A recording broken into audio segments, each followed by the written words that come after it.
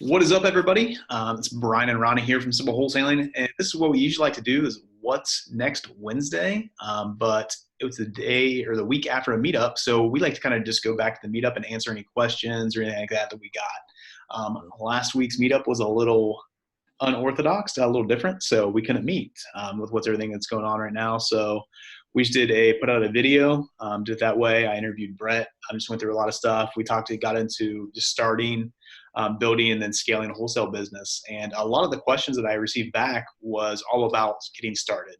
There's things there were three big questions that really a few people were asking, stuff like that. So I thought the best person to have on here was my man Ronnie, who works with all of our wholesalers. He's got an amazing heart, helps out a lot of different wholesalers getting started, whether they haven't done a deal yet or are doing 5 deals a month or 10 deals a month, whatever it is. This is our guy that does all that stuff. And so he's great. So I thought he'd be a big asset to be able to answer some of these questions and stuff. So thanks a lot for joining us, man. How you doing today, Ronnie?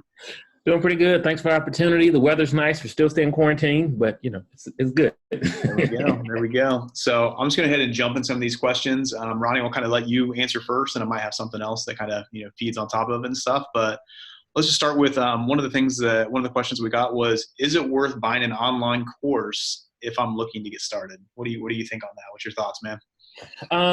Is it worth buying an online course? I would say yes, it is worth buying an online course. However, you want to make sure that you source who you're really getting the information from, make sure they're trusted, kind of read the receipts, the tea leaves, the Google reviews, to see what's going on there. And also too, you want to think about, you want to get the most bang for your buck, but also be conscious of what your budget is. There is no need to spend $30,000 on a online course.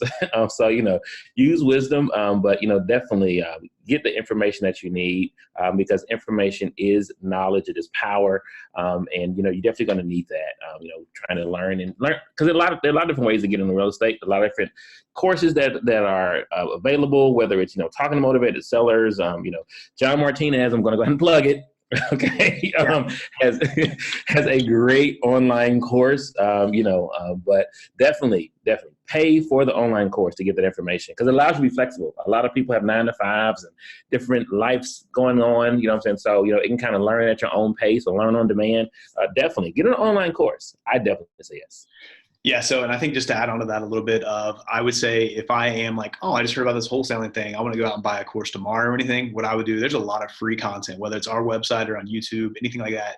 Jump into the free web content, start educating yourself a lot. And then I would say too, find a mentor, somebody you can work with, somebody that you can kind of, build that trust with, and then ask them who they recommend. Get with other people in your network, people are wholesaling without, say, hey, who do you recommend if I need to do this, or I'm looking to doing this? So ask them, ask for that feedback, get to kind of vet people for who that online course is. Just like Ronnie said, make sure you're reading all the Google reviews and everything like that and diving in. So yeah, as much information as you can get. We've wholesaled a ton of deals over the last, few years and things like that. Ronnie just bought, 200 deals himself last year. So it's one of those things of like, but we're still diving into content that we're paying for, some free content as well. So information, like Ronnie said, information is power, and so they're going to make you better. So Great.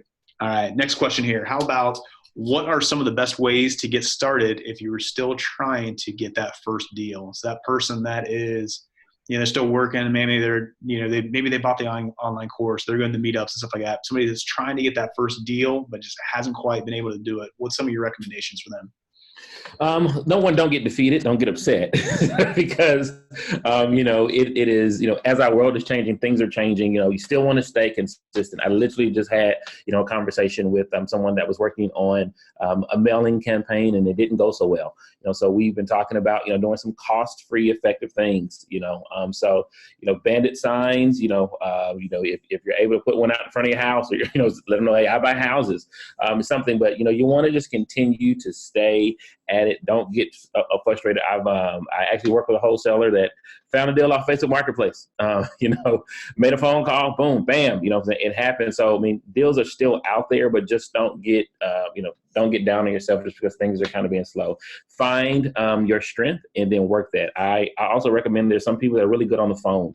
Work that strength and continue to work that lane, just so that you can continue to, generate business, and also, again, just flex those muscles to help you with, help your real estate, connecting with people. So those are things that I would recommend, is just cost effective, being adaptive to what's going on, finding one strength, and then just continue to work that. So whether it's mailers, phone, if you got the money, Google ads, whatever. So just, continue to work that strength, and then also look source Facebook marketplace as well. So awesome stuff, man. That's really good. And I would say one of the things I see too is maybe some people aren't necessarily ready for that first deal yet. Maybe you have to do something kind of baby steps, kind of working up to that. So maybe you're kind of in the mood, maybe where you can be a bird dog for a little while, work with somebody, just be a bird dog, find deals for them, and maybe you can make, $500 or $1,000 just off, doing that a couple times a month, and then just really learning about the process of how to acquire those properties. Maybe your first deal, maybe it's not your own first deal. Maybe you have to joint venture on the first deal or co-wholesale with somebody and stuff like that. So if you're having trouble getting that first deal, maybe you can get together with somebody and kind of work up to that first deal and take some of those steps that maybe come before that, which a lot of us were. I mean, I know a lot of people that we work with all the time, they started off as bird dogs for us or for people in other markets and things like that, or we joint ventured on a couple just to work through those deals and kind of understand a whole deal from beginning to end. And then they were off to go do that first deal on their own and stuff. So correct. Awesome. All right, my man, I got one more question for us. And this is a question, like, it was directly towards us, and we can talk about how we do this as well here in Indianapolis. But I think this works for any market. So this question is, what's the best way to approach, a wholesaler like you that buys deals from other people, or just work with an experienced wholesaler to partner with and things like that?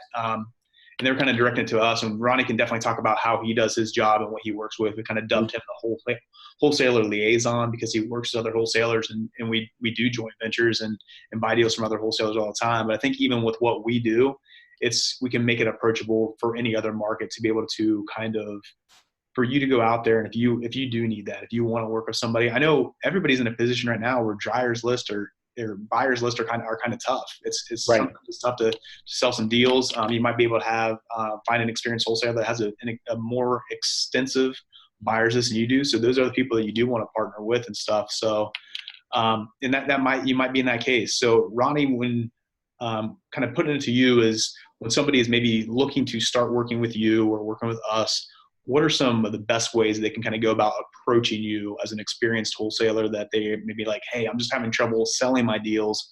How do I work with you guys to be able to do that? For me, I always ask for honesty and transparency, just to figure out, hey, okay, well, what deal are we looking at? Where, what the problem areas? And then also too, just figuring out what it is that we need, if there's a particular area that a buyer is looking for, or particular property, or certain, whatever it is, but just trying to figure out, what pain point, is a person that you're partnering with or want to partner with, what pain point do they have? Almost kind of like, interviewing a motivated seller. Like, okay, what's going on? And just kind of work it backwards that way. So, I have a couple of wholesalers that we're working with that we just have some conversations as far as the areas that we're looking at, what type of properties we're trying to buy, what we're not buying right now, which is also, very important as well, because you don't want to continue to bring the wrong things. But how to add value. I mean, that's really what you're looking for. You're looking, to add value to that other wholesaler, so that they, see worth in you, see worth in relationship, and, can start trending in the right direction. And that is, bringing good business and continuing a good relationship together. Yeah, definitely. I think that's really great advice and stuff. And something I kind of add with that is, like, what I would do if I was reaching out to Ronnie, my first conversation is probably not gonna be like, hey, Ronnie, I just, I heard you were an awesome wholesaler. Like, can I send you deals? Can I partner with you? Mm-hmm. What I'm gonna do, that first conversation or first couple conversations, I just want to get to know Ronnie. Maybe he's not the person I want to work with. He is really good on video and stuff like that. Maybe I want to make sure it's somebody that I can work with and stuff. So the same thing too. Build that rapport, kind of build that trust with that person too, build that relationship. And then you can go like, hey, I have this deal. Can you like work with me on this and help me out? That's a lot easier conversation than, somebody like, I mean, we get emails all the time, like right away, like, hey, can you mentor me? Can you help me? Like all stuff. And my day's busy. Sometimes I can't, but if I already have a relationship to you and you send over a question, I'm like, yeah, man, I can answer this. Let's jump on the call. Right. It's a lot easier that way. So kind of work on that relationship and get that together and stuff. I think will really help you out. But Ronnie, in this other, you got any, I know this kind of all dealt with kind of somebody that's just getting started, starting to get into, doing wholesaling and doing that first deal and that. Do you have any other tips that you just want to end with of something that might help them out?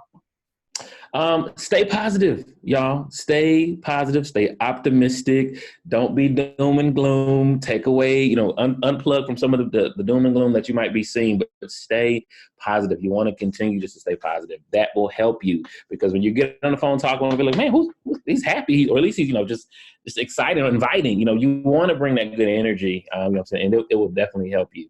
Seriously, stay positive. So awesome stuff. I love it. So we will see you guys hopefully every Wednesday. We're going to be talking about what we're doing at the next meetup and stuff like that. I'll be honest with you. I don't know what the next meetup is going to be because it was supposed to be a roundtable session. That's going to be really, really tough to kind of do. So I'll have a topic. We might just do kind of a roundtable, I don't know, Brady Bunch type style on a Zoom and put that out or something like that type of webinar. I'll keep you guys posted though. So check in next week to figure out what's next Wednesday with our meetup, Wholesaling Made Simple. Later, guys.